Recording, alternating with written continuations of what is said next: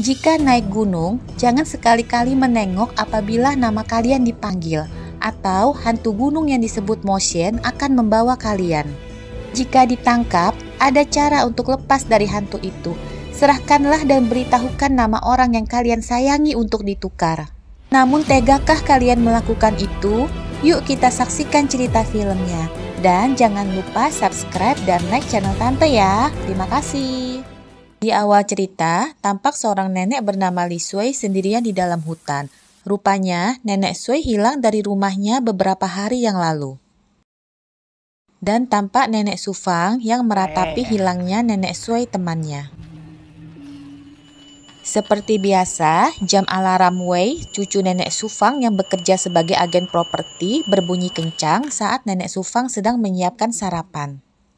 Nenek Su Fang pun mematikan alarm dan membangunkan Wei untuk sarapan dan bersiap berangkat kerja.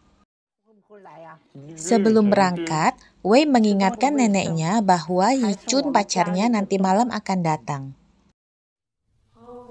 Nenek Su Fang yang sudah sendirian di rumah mendengar suara nenek Sui memanggil dan memeriksanya, namun tak menemukan apapun. Tiba-tiba pintu terbuka sendiri. Nenek Su Fang bergegas ingin menutupnya, namun dia terpeleset dan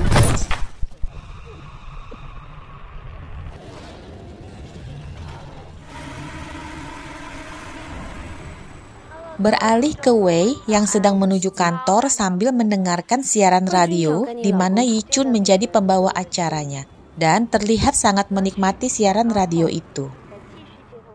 Siangnya, Wei yang hendak pergi dari sebuah rumah yang sudah selesai ditawarkannya tiba-tiba mendengar suara anak kecil tertawa. Wei memeriksa dan menemukan bekal makanan yang disiapkan neneknya, namun dia tidak menemukan neneknya di situ. Malamnya, Wei menjemput Yichun sepulang kerja dan membawanya ke rumah. Tapi neneknya mengatakan kalau dia akan ke rumah nenek Sui yang sudah pulang dan karaoke bersama. Wei pun hanya bisa berpesan untuk jangan pulang terlalu malam. Esok paginya, warga komplek dikejutkan dengan kembalinya nenek Sui. Sementara itu, Wei bangun kesiangan dan tidak melihat neneknya di rumah. Dan ketika sampai di luar, Wei melihat nenek Sui, namun entah kenapa dia meminta maaf kepada Wei dan mengatakan itu bukan salahnya. Sesampainya di kantor, Wei menerima paket berisikan kamera milik nenek Sui dan memeriksanya. Ternyata itu rekaman kelompok lansia komplek yang sedang jalan-jalan di hutan. Namun Wei heran melihat seorang anak kecil yang ada di baris paling belakang. Tiba-tiba, rekan-rekan kerjanya mengeluhkan ada bau busuk menyengat, namun Wei tak menciumnya. Pulang kerja, Wei meminta paman security mengantarkannya ke rumah nenek Sui untuk mengembalikan kamera. Ternyata, rumah nenek Sui tidak terkunci dan kosong. Paman security langsung mencari tempat saklar listrik, namun tiba-tiba radio berbunyi, padahal saklar belum dinyalakan. Mereka berdua pun bergegas keluar dari tempat itu. Namun, pintu depan tiba-tiba tertutup dan terdengar suara tawa anak kecil di belakang mereka. Akhirnya, pintu terbuka. Mereka segera pergi keluar dan Wei bahkan sampai muntah-muntah saking takutnya. Keesokannya, Wei tetap tidak melihat neneknya. Dia pun melihat rekaman CCTV komplek. Terlihat neneknya keluar dari rumah kemarin lusa digandeng oleh seorang anak kecil dan tidak pulang lagi. Itu berarti malam saat Wei membawa Yichun ke rumah, neneknya sudah tidak ada. Lantas siapa yang Wei lihat? Dan pada rekaman CCTV semalam saat mereka keluar dari rumah nenek Sui, terlihat ada anak kecil mengikuti di belakang mereka. Esok paginya, Wei yang baru bangun tidur mendengar suara neneknya memanggil dari arah kamar. Wei pun masuk dan pintu lemari tiba-tiba terbuka. Ketika Wei mendekat,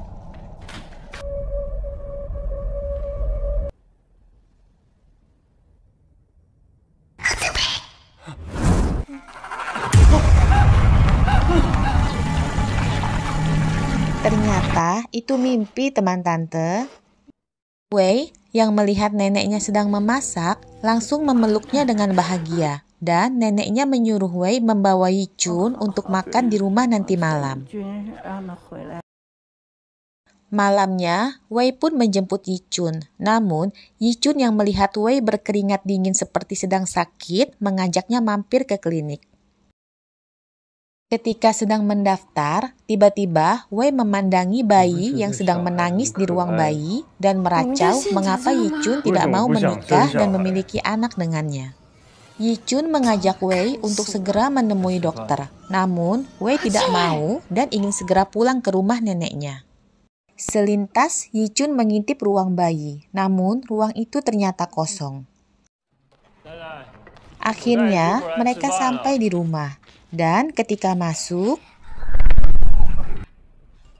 Yichun pun semakin kaget ketika melihat Wei memakan makanan berupa ulat, belatung, dan kalajengking.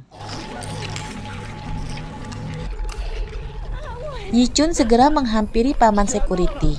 Mereka bergegas kembali ke rumah, namun Wei sudah tidak ada di sana. Keesokannya, nenek Sufang pun ditemukan oleh polisi saat sedang berjalan limbung di jalanan dekat hutan, sementara Wei diumumkan hilang. Paman security yang sepertinya mengerti sedikit dunia perdukunan membersihkan rumah nenek Sufang ditemani Yichun.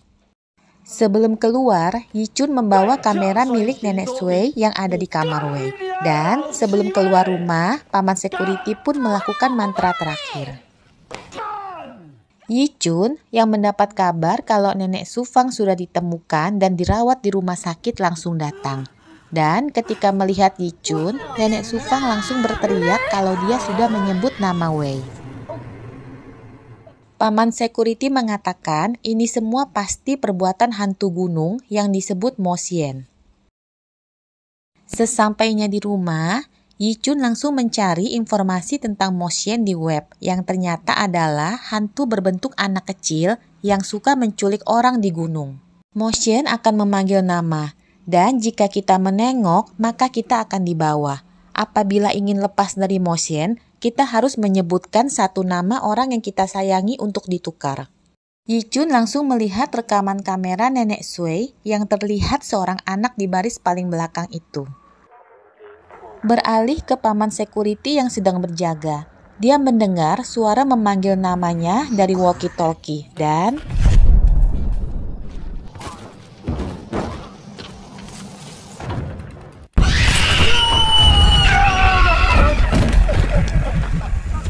dia segera berusaha menyalakan petasan untuk mengusir roh jahat. Namun, esok paginya, saat Yichun menjenguk nenek, dokter mengatakan bahwa mereka menemukan serangga beracun ngengat kepala elang di muntahan nenek Sufang. Yichun pun segera mencari info dan melihat kemiripan bentuk wajah si serangga dengan anak kecil di kamera. Malamnya, Yichun yang sedang tidur tiba-tiba terbangun dan melihat jendelanya terbuka. Pada saat ingin menutup jendela,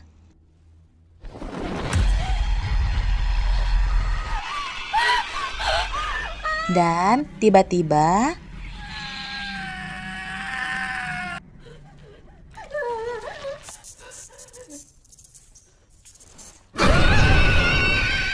untung itu semua hanya mimpi, teman tante. Serem parah ya. Berlanjut ke nenek Sufang yang baru pulang rumah sakit. Dia mengobrol dengan Yichun tentang Wei yang selalu bekerja keras demi mereka dan meminta Yichun mengambilkan sebuah kotak sepatu.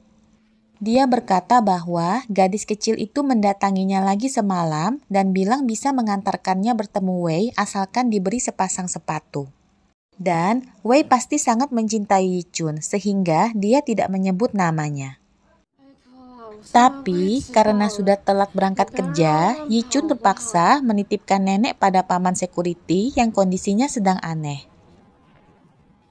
Ketika selesai siaran, Yichun melihat sekelebat bayangan anak kecil berlarian di studio, namun bukan Bei Bei anak temannya. Tiba-tiba telepon berbunyi dan terdengar suara menyebut Gunung Wanlongkeng. Yichun yang mendapat kabar kalau nenek hilang lagi segera pulang dan mendengar dari paman security kalau nenek pergi ke gunung untuk mencari Wei. Yichun langsung tahu gunung yang dimaksud adalah Gunung Wanlongkeng. Beberapa hari kemudian, Yichun bersama tim SAR mencari Wei ke gunung. Mereka membekali Yichun dengan beberapa peralatan darurat apabila Yichun terpisah dan tersesat. Pada saat menelusuri hutan, Yichun melihat nenek di pinggiran sungai dan para medis langsung membawa nenek sementara Yichun dan tim melanjutkan mencari Wei. Karena hari semakin malam, mereka pun berkemah dan membuat api unggun sambil mengobrol. Tim SAR bertanya dari mana Yichun tahu tentang gunung itu. Yichun bilang kalau seorang pemandu gunung bernama Wang meneleponnya. Sontak mereka kaget karena pemandu Wang adalah senior mereka yang sudah lama meninggal dan memang tahu betul area gunung itu. Paginya, mereka melanjutkan pencarian. Sampai di percabangan hutan, mereka pun membagi menjadi 2 tim. Tiba-tiba, Yichun kehilangan timnya. Dengan panik dia berlari mengejar dan memanggil timnya, namun mereka tak mendengarnya.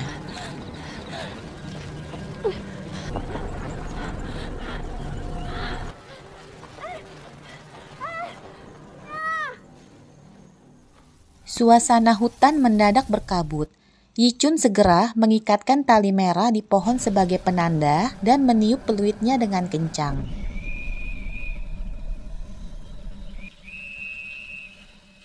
Namun, seberapa jauh dia berjalan tetap saja memutar kembali ke pohon yang sudah diberi tali merah tadi. Tiba-tiba Yichun dikagetkan dan mendengar sesuatu. Yichun menyalakan obor dan melihat sekeliling. Terdengar suara berbisik dan Yichun melihat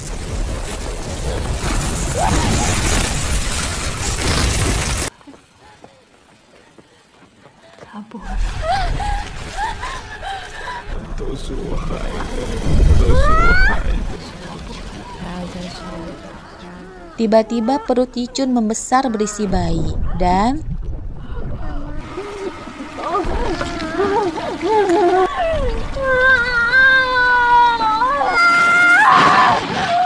Yichun yang hampir pingsan mendengar dan melihat sosok seorang anak memanggilnya ibu dan bertanya kenapa dia membuangnya. Rupanya, Yichun pernah melakukan aborsi teman tante. Dia pun meminta maaf sambil menangis dan memeluk anak itu.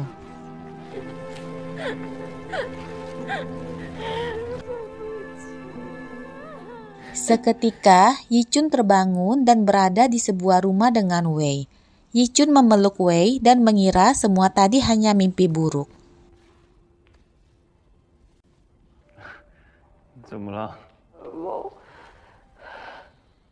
Pada saat makan, dia bertanya pada Wei di mana neneknya.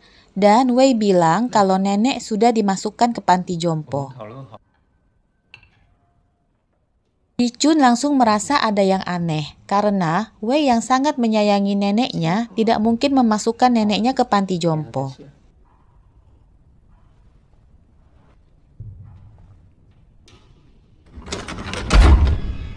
Dia pun meminta Wei membawanya melihat nenek dan mencoba pergi dari rumah itu, namun Wei tidak mengizinkan.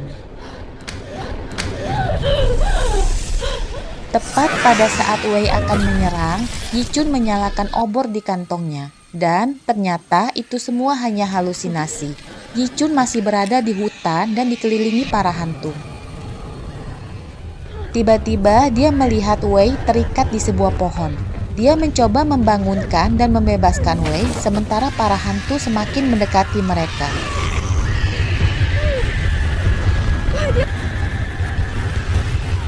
Akhirnya Wei bebas. Mereka pun berlari sambil dikejar para hantu. Wei bilang kalau satu orang harus tinggal dan menyuruh Yichun pergi dari situ. Tiba-tiba Wei disambar oleh si hantu anak kecil dan tubuh Yichun terikat sulur-sulur tanaman. hantu itu mendekati Yi-chun.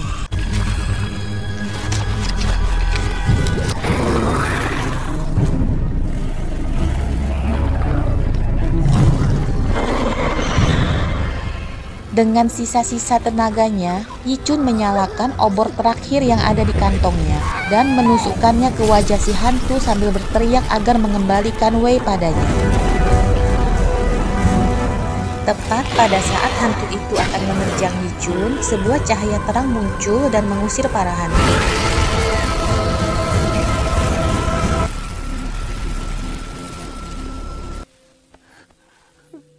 Ternyata, tim SAR sampai di tempat mereka dan membawa mereka pergi dari situ. Akhirnya, mereka bertiga pun berkumpul kembali. Namun, di akhir scene terlihat seekor ngengat hitam di dinding rumah mereka. Apakah betul mereka sudah selamat dan hidup bahagia? Ataukah mereka semua masih berada dalam halusinasi di hutan itu? Yuk silahkan para penonton menginterpretasikan. Demikianlah teman tante, akhir cerita film ini. Penuh misteri ya endingnya. Dan jangan